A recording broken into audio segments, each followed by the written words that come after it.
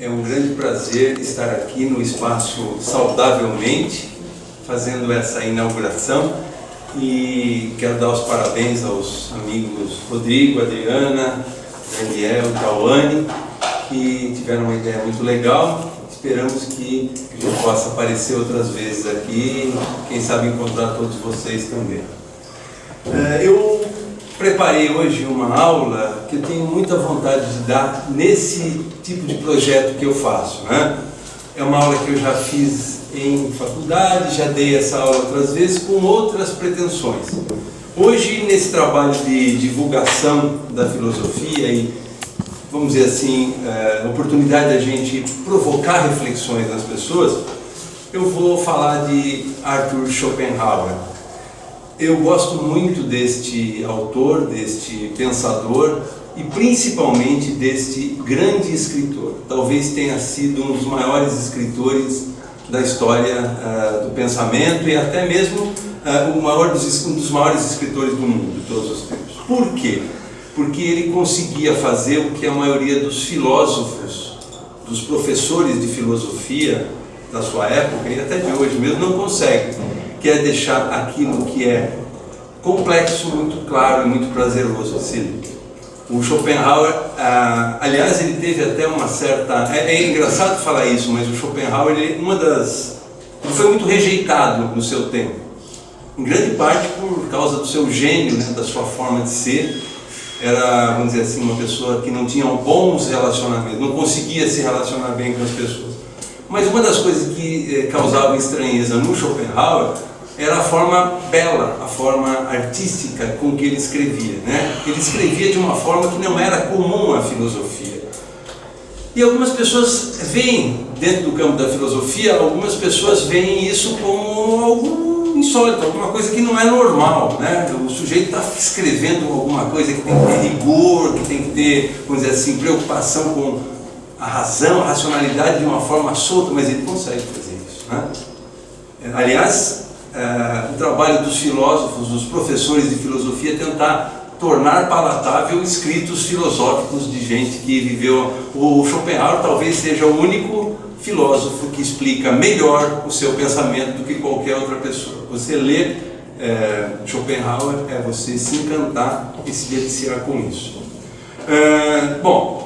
E é verdade, o Schopenhauer ele é muito mais lido por não filósofos hoje em dia do que por filósofos.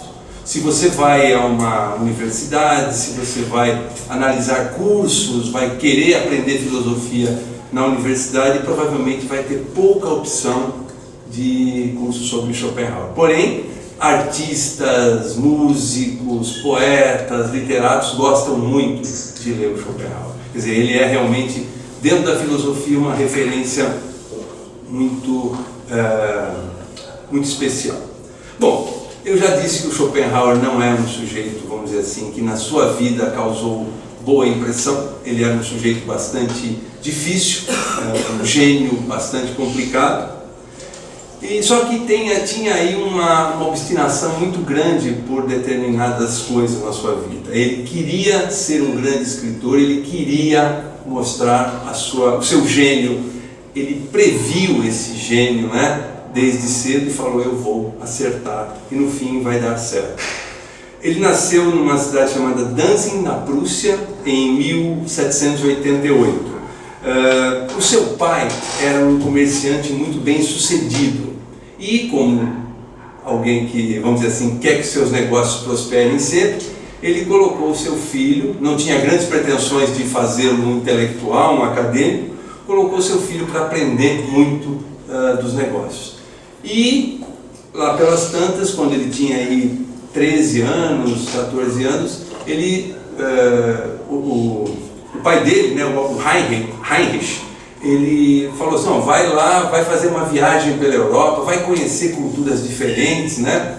Ele andou pelos lugares da Alemanha que ele não conhecia, Inglaterra, França, Holanda, e ele foi para essas viagens como forma de aprender sobre o comércio, sobre os negócios, né? Só que o Schopenhauer trouxe anotações dessas viagens contendo justamente relatos sobre a dor que as pessoas sentem, sobre, vamos dizer assim, as frustrações que ele foi observando nas pessoas, né? Ele foi narrando nessas anotações o desprazer com a vida, as frustrações com a vida. Ele não fez essa viagem tão útil para os negócios da família como seu pai havia previsto, e trouxe aí outras ideias.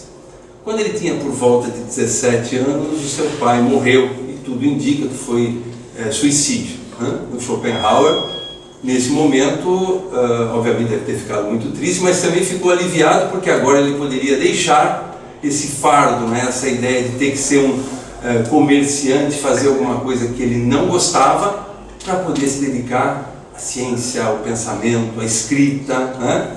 E aí ele se matriculou numa universidade de medicina. Ele foi fazer medicina, e aí ele conheceu muito sobre a ciência, ele conheceu muito sobre a própria escrita, né, dentro dos seus trabalhos na universidade, e ele começou realmente a fazer aquilo que ele gostava. Mais para frente ele foi para Berlim, onde na Universidade de Berlim ele realmente se encontrou e entrou num curso de filosofia. E cursou filosofia e se doutorou em filosofia. Pouca gente conversa, pouca gente fala sobre a tese de doutorado do Schopenhauer, mas é uma coisa bastante interessante. Sobre a quádrupla raiz do princípio da razão suficiente. Uma coisa assim meio estranha, mas ele pensou uma coisa interessante. Ele disse que para tudo no mundo existe uma razão. E ele coloca que todos os aspectos da realidade estão vinculados ao empírico, ao abstrato, às verdades matemáticas e ao eu. Ele está associando todas as razões, tudo aquilo que acontece no mundo. Ele fez uma dissertação sobre isso. Ele analisou por que é que as coisas acontecem, baseado nesses 4 princípios racionais. Nesse momento, uma tese bastante interessante, ele não teve nenhum sucesso, nenhum reconhecimento. Ele não foi bem avaliado, a tese dele simplesmente não foi além, e ele começa a colecionar nesse momento um rol muito grande de frustrações. Durante a vida de Schopenhauer, ele vai produzir coisas belíssimas, depois vocês vão ver isso, depois a humanidade percebeu isso, mas ele vai se frustrando a cada nova investida. Esse primeiro trabalho, esse primeiro projeto, essa primeira tese dele foi um grande fracasso. E, como se não bastasse a relação acadêmico-profissional que começava a dar sofrimentos e desabores para ele, ele começa a ter um relacionamento cada vez mais difícil com a sua mãe. A sua mãe, que era uma escritora, resolveu montar uma espécie de um estúdio onde ela recebia gente muito famosa do campo da literatura, das artes. Schopenhauer não gostava muito desse tipo de ambiente, porém ele se aproveitou um pouco disso para conhecer gente famosa. A sua mãe dizia que a tese dele era um tratado farmacológico, nada mais que isso. Em contrapartida, ele dizia para a mãe dele que ela só seria famosa um dia por ter sido sua mãe, né? Quer dizer, a relação dos dois não era boa, ela não valorizava o trabalho dele, ele não valorizava o trabalho dela, e os dois conseguiram fazer aquilo que eles tanto queriam após a morte do pai, né? Mas cada um não tinha ainda aprendido a conviver com o outro. Entretanto, o Schopenhauer conseguiu contatos muito interessantes dentro desse estudo da mãe dele. Por exemplo, ele conviveu durante um tempo e deu força para que ele escrevesse o Goethe, né? Nada mais do que o grande escritor alemão. Quer dizer, ele começou a aproveitar desse tipo de influência, tentando mudar um pouquinho essa sua mania de criticar, essa mania de não tratar as pessoas de uma forma mais política, né? De qualquer maneira, ele tinha aí vamos dizer assim, uma pensão, né? Um dinheiro bom que o pai dele deixara, e ele começou a viver e escrever. Não fez sucesso com a primeira tese, escreveu um outro tratado sobre ótica, inclusive sugerido pelo Goethe, para tentar reescrever, contestar alguma coisa do princípio da ótica newtoniana, né? Ele fez isso, também não causou nenhum impacto. E quando ele tinha 30 anos de idade, apenas 30 anos de idade, ele escreveu este livro aqui. A gente chama de O Mundo é o Mundo como Vontade e Representação. É um livro que eu estou trazendo aqui, ele é muito importante, mas não causou nenhum impacto naquele momento também. Ninguém se dignou a observar o que ele estava falando. Em um ano depois que a edição do livro acontecer, ele tinha vendido 100 exemplares apenas. Não fez nenhum sucesso, ficou indignado, porém ele sabia que ele tinha uma joia nas mãos. Ele, vamos dizer assim, tem várias opiniões dos historiadores sobre o que acontecia com o Schopenhauer. O Schopenhauer, ele era, vamos dizer assim, ele se vinculou a um movimento muito forte dentro da Alemanha dos séculos 18 para o 19, que era o idealismo. O Kant era o pai de todos eles, vamos dizer assim. Eu estou falando de Schelling, estou falando de outros que ele também conviveram, e o Schopenhauer não dava sequência a esse processo de pensamento do idealismo. Ele criticava muito, ele era grosseiro nas críticas, e as coisas que ele escrevia não eram bem aceitas, e algumas pessoas dizem que elas não eram nem levadas a sério. Ninguém analisava aquilo como deveria, né?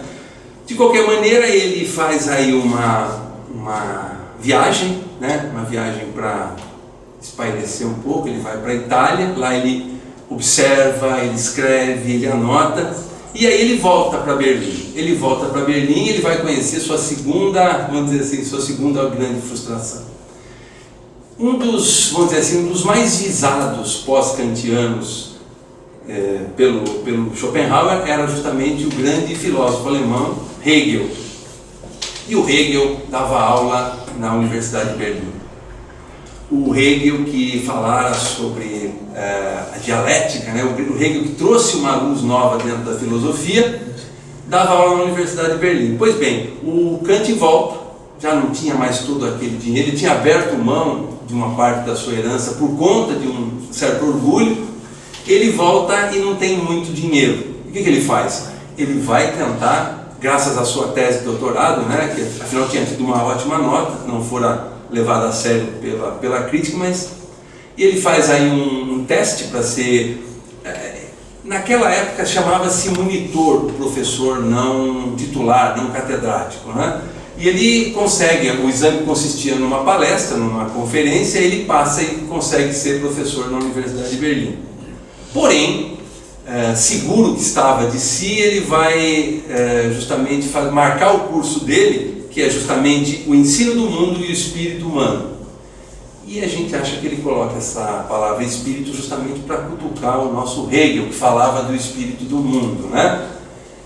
E ele ia fazer um curso, obviamente, contestando aspectos do pensamento de Hegel, e ele escolhe exatamente o mesmo horário que o Hegel dava aula na universidade. Quer dizer, ele peitou o Hegel com toda, vamos dizer assim, com toda a falta de cuidado, de estratégia possível, e ele tinha 4 alunos apenas nas suas aulas. Esse curso durou um ano, ele saiu também, e aí ele foi, vamos dizer assim, ele foi viver para tentar escrever.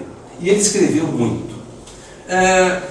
Tem um aspecto nessa época, isso foi em 1821, ele já não vivia mais com a família, ele vivia numa pensão.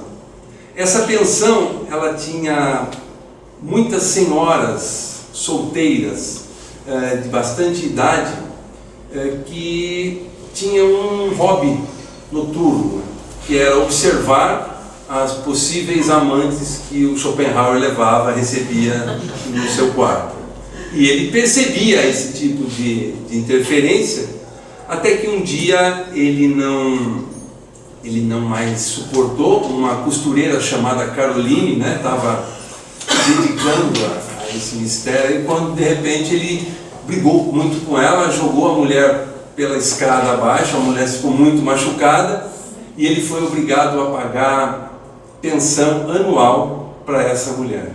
E fora determinado pelo juiz que essa pensão duraria até a mulher viver. Apesar de muita idade, essa mulher viveu mais 20 anos, né? E o Schopenhauer ficava muito irritado, chegava até a estado de depressão quando ele tinha que pagar a pensão. Ele realmente não era uma pessoa muito fácil para tratar os outros e ele acabava colecionando, vamos dizer assim, desafetos e frustrações. Mais uma vez ele tenta uma vaga como professor, lança um outro curso e não dá certo também. E decide sair dali, decide ir para Frankfurt, onde ele vai viver até o final da sua vida. O Schopenhauer morreu em 1860 e ele foi para Frankfurt em 1833. Ele passou um tempo muito grande lá. E se a gente for entrar nos livros, entrar na internet, a gente vai ouvir falar no filósofo de Frankfurt. Por quê? Porque foi nesse momento que o Schopenhauer começou a se dedicar efetivamente a escrever. Ele já tinha se frustrado como professor, ele que nunca fora muito, vamos dizer assim, feito a profissão de professor de filosofia, ele não gostava da forma que o professor de filosofia tratava a filosofia. Na época do idealismo, onde tudo era racional, tudo era razão, ele fala justamente que o livro atrapalha a filosofia, porque ele vai introduzir algo novo, que eu vou falar daqui a pouco, que é filosofar não apenas com a razão, mas também com o corpo. Ele vai gerar gente muito legal aí, como Nietzsche, Freud, e depois que vão falar, não, o homem é um ser da terra, não é alguma coisa apenas idealizável, não apenas racional. Schopenhauer que vem com essa. Schopenhauer que vai mexer com isso. Ele escreve um monte de livros em Frankfurt, até que 1851, 9 anos antes da sua morte, ele escreve Parerga e Paraliponema, que são, vamos dizer assim, aforismos, vamos dizer assim, textos, é como se fossem assim, coisas insignificantes que não tem mais nada a ver. Esse título sugere isso. E ele coloca aforismos, e se você lê o mundo, e se você lê o Parerga, você percebe que tem muito daqui colocado de uma forma coloquial, mais narrativa, e ele coloca isso. E faz um sucesso estrondoso. De repente o Schopenhauer, ele vira, foi um crítico de um periódico que falou muito bem dele, leu, gostou muito, fez a propaganda, todo mundo saiu lendo. Difícil não gostar de Schopenhauer, difícil não ler Schopenhauer e ter prazer. O pessoal falou, é o cara, né? Hegel estava em decadência, né? Estava começando a ver aquela mudança do idealismo para o materialismo. O Hegel não estava mais no auge, e o Schopenhauer também parece que deu uma amenizada no seu ímpeto. E aí ele foi muito bem recebido, muito bem saudado pela crítica e começou a fazer muito sucesso. Vinha gente de outros países, das grandes universidades, professores de filosofia, grandes filósofos da época vinham visitar o Schopenhauer. E ele desfrutou durante muito tempo esse sucesso que ele perseguiu, que ele acreditou desde o começo e que só no final da sua vida ele desfrutou. Ele, quando disse para sua mãe que ela só seria famosa um dia porque fora sua mãe, estava certo, né? E foi realmente uma confirmação daquilo que ele havia dito. Muito bem, esse foi o Schopenhauer, uma pessoa que talvez não podemos dizer que tenha vivido uma vida ruim, triste. Ele aproveitou muito bem a sua vida. Houve um tempo da vida dele que ele tinha dinheiro, né? Tinha muitos recursos. Ele vai falar um monte de coisa aqui, daqui a pouco ele disse, eu não sigo nada disso que eu falo. Foi um sujeito que não agregou, que não trouxe muita gente para o seu lado, mas uma pessoa que não teve uma vida ruim. Teve uma vida solitária, mas tem tanto filósofo aí que quando se tornou solitário produziu muito melhor, né? Muito bem, por que nós estamos falando aqui hoje sobre Schopenhauer? Eu estou falando aqui sobre Schopenhauer porque ele trouxe uma visão nova da filosofia, justamente quando a filosofia havia canonizado um novo pensamento, que é o pensamento de Kant. Talvez, não dá para falar, eu vou tentar falar o mínimo possível aqui, mas não dá para a gente entender o Schopenhauer, por que o Schopenhauer surge no mundo sem saber quem veio antes dele. No século XVIII, Immanuel Kant, um filósofo, um professor de filosofia mesmo, sabe, na mais absoluta expressão, ele trouxe uma visão nova de mundo. Há quem diga que depois do Aristóteles, né, talvez o Kant tenha sido o filósofo mais importante em termos de criar um novo sistema. Apesar de que o Kant nunca criou um sistema. O Kant fez 3 livros, ele fez muitos livros, mas ele fez 3 livros que são referências até hoje, que é Crítica da Razão Pura, Crítica da Razão Prática e Crítica do Juízo. Quer dizer, os 3 são críticas, são comentários, são reflexões. Ele não criou intencionalmente um sistema filosófico, mas ele acabou sendo, vamos dizer assim, o pensamento dele acabou sendo apropriado por uma nova visão filosófica. E o Kant passou a ser a referência. E o que dizia, grosso modo, o Kant, um dia a gente pode sentar aqui e falar sobre o Kant, seria muito interessante, mas o Kant, ele vai, vamos dizer assim, o Kant deu uma ajeitada nas ideias modernas. O Kant, vamos dizer assim, que ele corrigiu o ímpeto iluminista, segundo o qual a razão poderia dar conta de tudo. O Kant veio dar uma equilibrada no jogo racionalismo e empirismo. O Kant faz um ajuste no que é a razão, o que é o pensamento e principalmente no que é o conhecimento. O que o Kant dizia? O Kant, ele, nesse livro que eu falei, na Crítica da Razão Pura, ele vai fazer uma análise do conhecimento, ou seja, como é que nós, seres humanos, conseguimos empreender o conhecimento.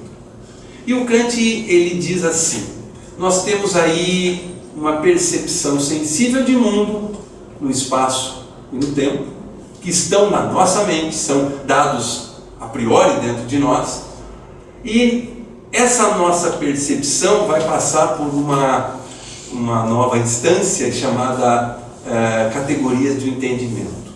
O que vem a ser isso? Quando eu percebo alguma coisa no espaço, no tempo, eu vou ter que entender isso, mas eu vou ter que entender isso dentro de algumas estruturas mentais que vão colocá-las nos seus devidos lugares. Por exemplo, a multiplicidade. E é uma que eu gosto muito, que é a causalidade. O Kant falava uma coisa muito engraçada, ele falava assim: o ser humano não consegue entender alguma coisa que ele está vendo se não houver a noção da causalidade. O que vem a ser isso? Então ele fala assim, imagine que tem um gatinho, o Kant fala isso, tem um gatinho sentado olhando para lá. Eu pego um novelo, jogo um novelo, né? Se fosse hoje, meu cachorro, eu jogaria uma bola, né? Mas o Kant pensou em jogar um novelo, o novelo vai se desenrolando e passa pelo gatinho. O que o gatinho vai fazer? Vai olhar para o novelo, possivelmente vai atrás.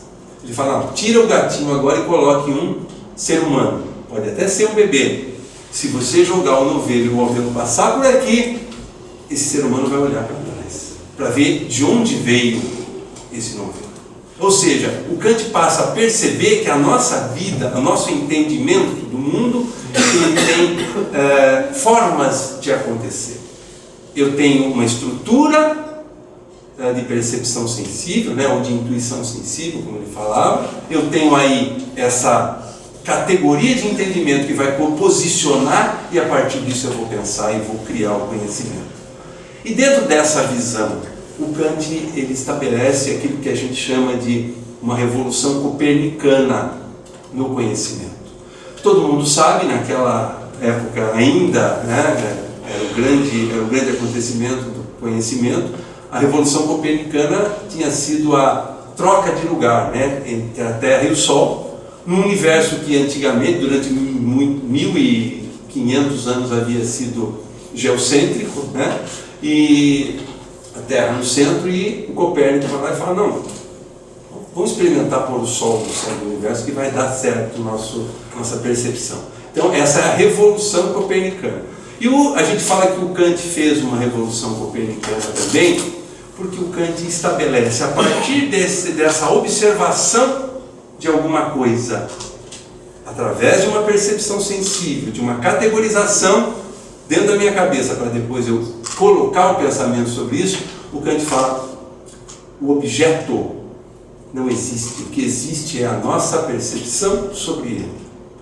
Até então o mundo era, o conhecimento era, eu olho para o objeto que está aqui e vou conhecê-lo. O Kant fala: você vai criar um objeto na sua cabeça, o mundo não será mais observado por você, o mundo vai ser criado por você, vai ser uma representação que você vai fazer do objeto, né? Ou seja, o Kant troca de lugar. Não é o mundo que é apreendido por mim, o mundo é criado na minha cabeça como representação. O Kant vai revolucionar o pensamento também, trazer uma situação nova para o conhecimento, quando ele vai estabelecer o seguinte: ele vai dizer assim, eu não consigo conhecer esse livro aqui. Eu consigo conhecer apenas uma representação que essa estrutura mental da qual eu acabo de falar permite que eu crie, que ele chama de fenômeno. Não existe a percepção do ser em si livro. Ser em si por quê? Porque é para ele, não é para mim. Existe alguma coisa chamada livro, mas a minha percepção humana não consegue dar conta. Então, o conhecimento do mundo é o conhecimento dos fenômenos que a minha estrutura racional, mental, consegue criar.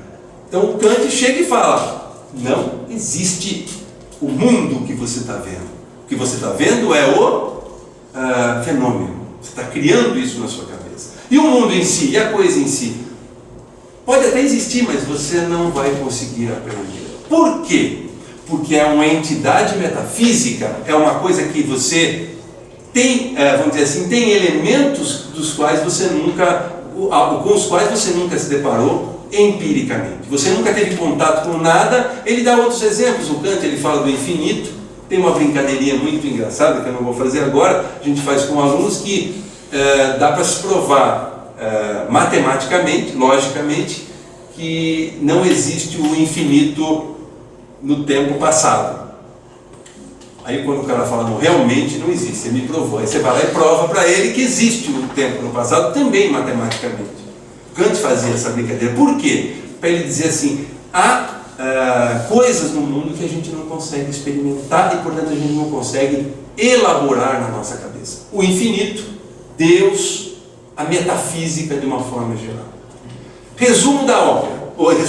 O que o nosso amigo Kant propôs? O mundo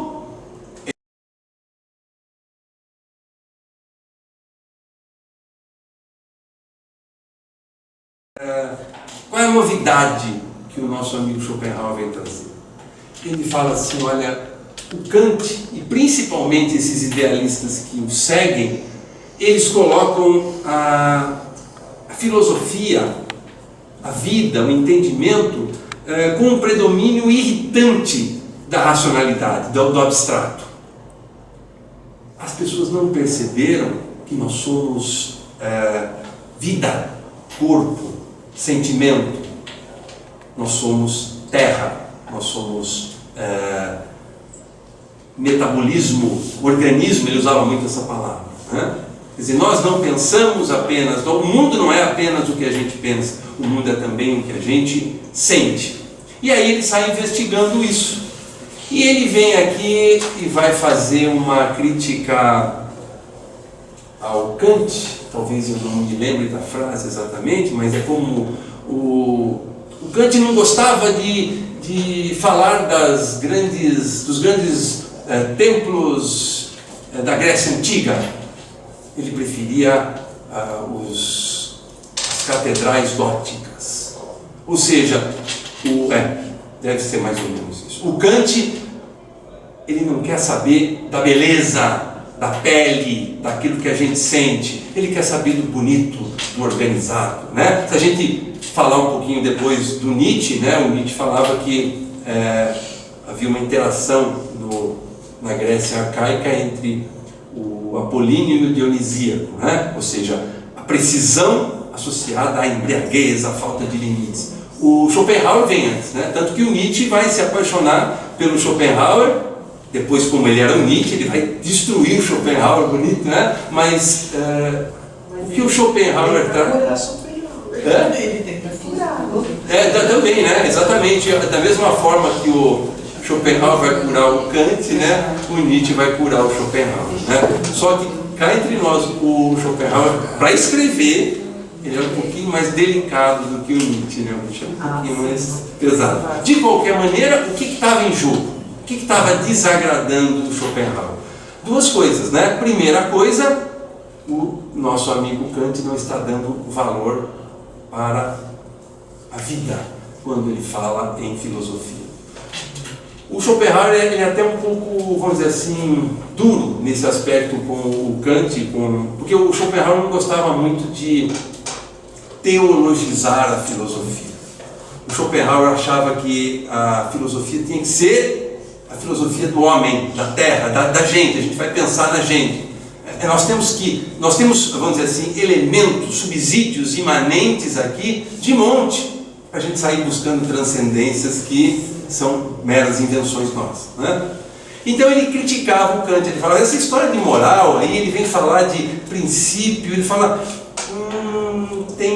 tem um Deus soprando no ouvido do Kant aí, tem alguém falando para ele, faço o bem, não faço o mal, as coisas não são bem assim. O mundo, e aí o Nietzsche vai beber nessa fonte, o Nietzsche vai falar, espera um pouquinho, estão criando uma vida que não existe e a gente não está vivendo a nossa, né? E o Schopenhauer começa com ela, ele fala, olha, espera um pouquinho, nós somos movidos sim, mas não pelo poder da nossa razão, nós somos movidos por uma força cega, insistente, ininterrupta, chamada vontade.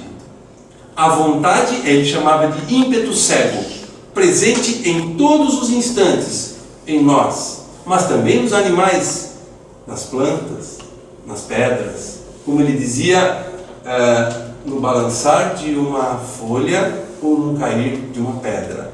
Existe sim algo no mundo que está por trás de tudo, chamado vontade, ou ímpeto do querer viver. Só que ele falava assim, isso não é organizado por nenhum Deus, isso não é uma coisa com propósito, com telos, né? Na filosofia a gente diz que é um objetivo posterior, né? Não tem nada disso, ele falava. Existem todas as coisas do mundo, uma coisa chamada vontade, e no ser humano ela atua da seguinte forma, eu quero muitas coisas, eu quero vida o tempo todo, eu tenho desejo de alguma coisa o tempo todo, eu tenho vontade das coisas o tempo todo.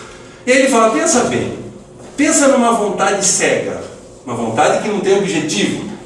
Essa vontade vai acontecer o tempo todo, né? Vamos supor que eu tenho uma vontade muito grande de ir para um determinado lugar, mas eu não tenho dinheiro, eu não tenho recurso, e eu vou tendo essa vontade. A minha vida é sofrimento, porque eu nunca consigo. Mas imagine que eu tenho muitos recursos e eu tenho vontade de comprar um carro, aí eu vou lá, compro o carro, e aí? A vontade continua. Eu não vou nunca ficar saciado. A vontade que está dentro de nós, que comanda a nossa vida sem que a gente perceba, ou sem que a gente normalmente não perceba, ele chamou de vontade. Essa vontade é a tendência que todo mundo tem, que todos os corpos, que todos os animais, os vegetais têm do quê? De querer continuar a viver. Mas que vida? Uma vida de realização, de querer incessante, o tempo todo querendo mais. E aí ele fala, olha, e ele dá muitos exemplos, né? Ele gostava de pegar casos de jornais, fazer um monte de coisas para mostrar realmente que ele tinha razão. Ele fala, a observação das pessoas, lembra que eu falei que o Schopenhauer tinha ido pelas viagens dele, observando as pessoas sempre chateadas, não conseguindo se realizar, etc. Ele fala, é isso, pessoal. Nós somos um querer constante que nunca se acaba. Sofremos porque não temos o que queremos e sofremos porque quando conseguimos, essa vontade subjacente que está nos dominando o tempo todo. Talvez algo como pensar o que é que eu não estou percebendo em mim que está fazendo eu ser o que eu sou. É um pensamento moral do Schopenhauer, mas no sentido de explicar por que nós vivemos assim e por que nós fazemos escolha. Mas voltando para os gregos, né, do que é a moral do dever kantiana. Ele vai pensar o mundo de uma forma nova. E ele vai falar assim, o Schopenhauer fala sobre compaixão. O que é compaixão para o Schopenhauer? Ele fala o relacionamento bom, o relacionamento humano entre as pessoas acontece se você perceber, porque ele costuma dizer assim, a espécie vence o indivíduo. Todos nós somos, a espécie vence o indivíduo. Todos nós somos seres humanos sonhando, pensando, nos enganando de que a nossa vontade é individual. Nós somos a vontade do homem, nós somos a vontade do mundo. No momento em que eu percebo, e ele dá exemplos, né, de um sujeito que ajuda o outro, ele fala, no momento que eu percebo que a dor do meu semelhante não é a dor dele, é a dor do humano, no momento que eu percebo que a vontade, o ímpeto que o faz sofrer pela negação também está presente em mim, eu me solidarizo com as pessoas. Ele fala, Kant, de novo, você não percebeu que dentro do homem, ou no homem, está um princípio ético viável, que você poderia ter seguido, né? Então ele vai, ao corrigir o pensamento kantiano, ele vai mostrando que existe uma metafísica imanente, existe um princípio do mundo, do homem, da vida, aqui mesmo, a gente não precisa buscá-lo fora, não há absolutos, e o conhecimento não é apenas racional, o conhecimento é pelo corpo, né? Pela nossa percepção da vontade. Muito bem, aí a pergunta que não quer calar o seu Schopenhauer, como é que a gente sai dessa encrenca de viver no pior dos mundos? Como é que nós saímos dessa encrenca de uma vontade que nunca se realiza, ou quando se realiza ela é tão fugaz que eu estou de novo com vontade, estou sofrendo de novo? Como é que eu saio dessa? Então ele vai fazer, o Schopenhauer tinha muito contato com os escritos budistas, ele curtia muito o pensamento oriental. E ele fala assim, olha, a única coisa que pode nos livrar desse sofrimento é entender a vontade e tentar desenamorar dela. Ou seja, vamos negar essa vontade, esse desejo. Ele está propondo um ascetismo. Tanto que ele vai falar nos santos, né, nos monges, ele fala, o sujeito que vai negar o seu desejo de prazer, a sua vontade, que vai ter uma vida fechada, ele não vai buscar o prazer, mas ele não vai sofrer também por causa disso. Negação, desenamoramento pela vida e busca de uma postura ascética, fechada, calma, e não... Esse é um jeito. Alguém fala para ele, e aí? Ele falou, mas eu não quero viver assim. Eu estou falando que ele fez uma análise filosófica muito correta. Se eu sou o instrumento da vontade, me hipnotizando e me convencendo o tempo todo que eu sou racional, isso não é verdade, eu tenho que conhecer isso que está me causando esse mal para negar. Perfeito. E ele fala, ele usa uma figura budista, ele fala, no momento que você estiver completamente fora desse mundo como vontade, no momento que você estiver completamente, não fora do mundo como vontade, mas dominando, conhecendo, olhando para essa vontade e falando não, você vai encontrar o seu nirvana, né? Ele usa esse termo. Se você for pensar bem, é a própria morte, porque eu não estou negando o que eu sou, né? Porém, ele fala, é a ausência de sofrimento, é o não ser, vamos dizer assim, porque o mundo é vontade. No momento que essa vontade não mais me condiciona, eu não sou mais, né? De qualquer maneira, esse é um jeito. Mas não tem um jeitinho melhor para a gente fazer isso? Ele fala, tem sim. E aí a parte mais bonita tem a ver com o título da nossa aula de hoje, que eu vou tentar me fazer entender, mas ele fala: a saída está na arte. Por quê?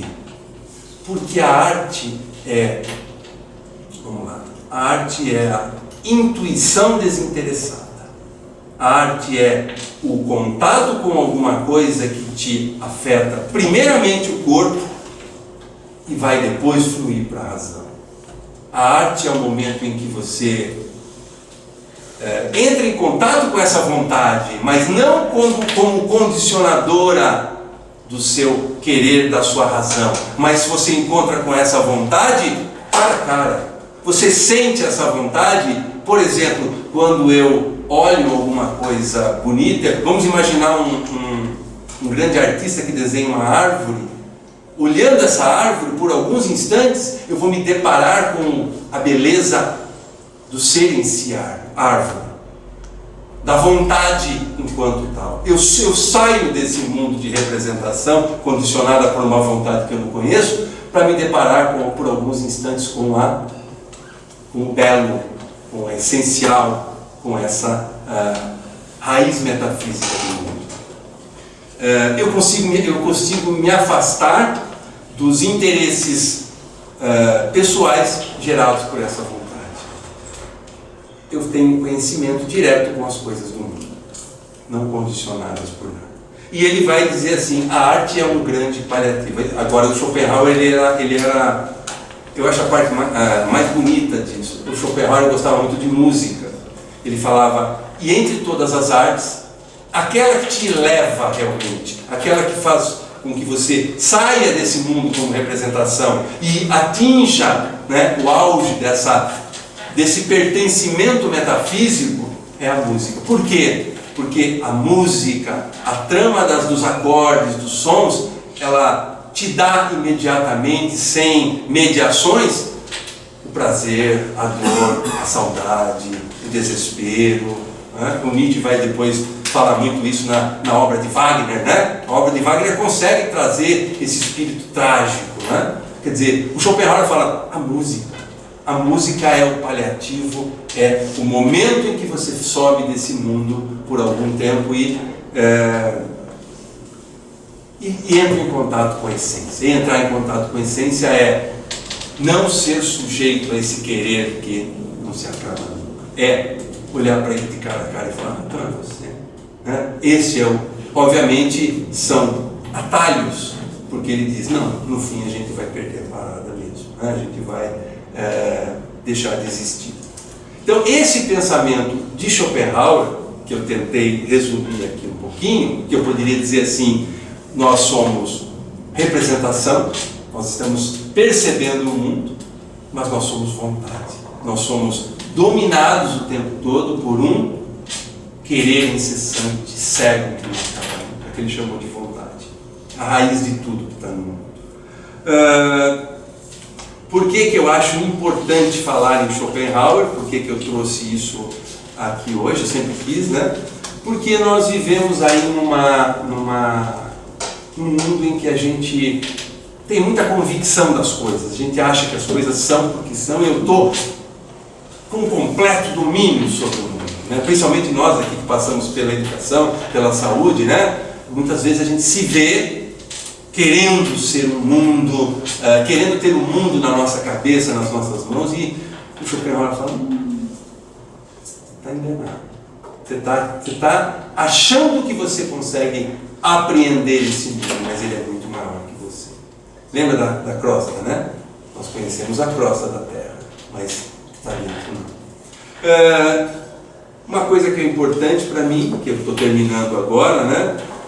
Eu faço uma divulgação filosófica, faço um convite à reflexão filosófica onde quer que eu esteja, e eu também estou sugerindo a leitura desses livros. O Schopenhauer ele fez tudo quanto foi tipo de livro, pessoal. A arte de lidar com as mulheres. Aliás, o Schopenhauer, eu não falei, ele fez isso, mas o Schopenhauer foi talvez o primeiro filósofo a discutir o amor e a sexualidade, século XIX. Aliás, ele tem um negócio muito... É que eu não vou achar aqui no livro, mas ele diz assim, mais ou menos, ele está criticando essa gente que fala que devemos fazer sexo para a procriação. Ele fala, o cara que está fazendo sexo para a procriação, ele está negando a própria razão do desejo, porque quando eu estou racionalizando e estou criando vamos dizer assim, um objetivo para o meu gesto sexual, eu estou negando toda a minha estrutura animal, física, né? Aliás, ele fala uma coisa interessante, o Schopenhauer.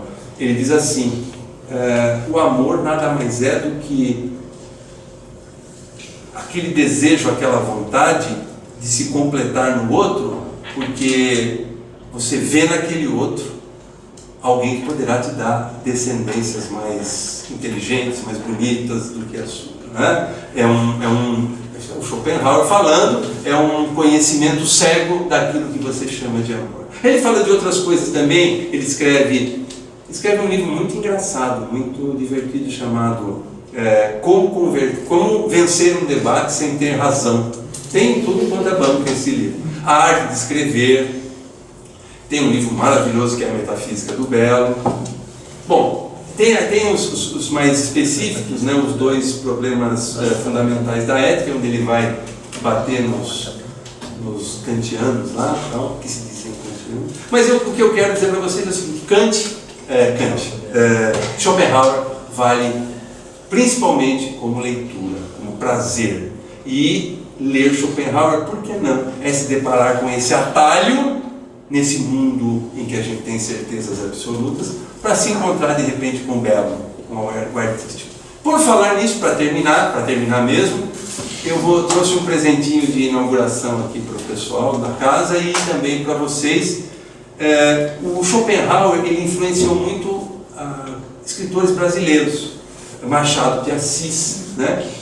Quem já leu Memórias Póstumas vê que ele chega a citar nominalmente. E um poeta muito bom, muito querido, chamado Augusto dos Anjos, não só era um Schopenhaueriano, mas ele tem um poema que eu gostaria de ler para fechar o nosso encontro de hoje, a primeira parte, né? Chama-se O Meu Nirvana, né? Fazendo referência explicitamente ao pensamento de Schopenhauer. Lembre-se, Nirvana para o Schopenhauer é aquele estado em que você conseguiu driblar completamente a vontade, tirá-la da sua vida, e a sua vida é vazia do querer. Ela é apenas eu não sou mais vontade, né? Ele escreve assim: no alinhamento da obscura forma humana, de que pensando me desencarcero, foi que eu, num grito de emoção sincero, encontrei afinal meu nirvana. Nessa manumissão schopenhaueriana, onde a vida do humano, aspecto férreo, se desarraiga, eu, feito força, impero na imanência da ideia soberana. Destruída a sensação que oriunda fora do tato, ínfima antena feridora destas tegumentárias mãos plebeias, gozo o prazer que os anos não carcomem, de haver trocado a minha forma de homem pela imortalidade das ideias. Muito obrigado a todos e esse foi Arthur Schopenhauer na minha visão. Obrigado.